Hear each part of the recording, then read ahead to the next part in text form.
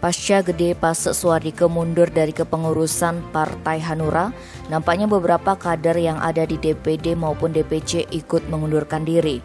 Meski demikian, Sekretaris Hanura Bali Gede Wirajaya Wisnu menjelaskan hal itu sudah biasa di setiap anggota dalam organisasi politik. Bahkan pihaknya tidak goyah dalam menghadapi pemilu legislatif 2024 mendatang. Gede Wirajaya Wisnu Selasa 30 November menjelaskan partai DPP telah menunjuk salah satu kader terbaik menjadi sekjen, yaitu Kodrat Syah yang sebelumnya menjadi ketua DPD Partai Hanura Sumatera Utara.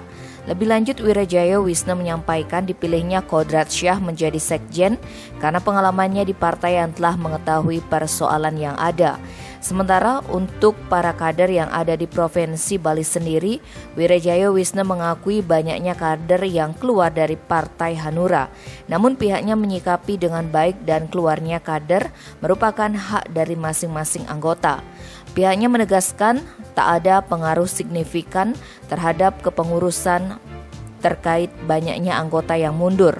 Bahkan Hanura Bari optimis mendukung betul-betul seluruh kabupaten dan kota yang ada di Bali agar ada terwakilkan dari partai dengan semboyan Partai Hati Nurani Rakyat ini.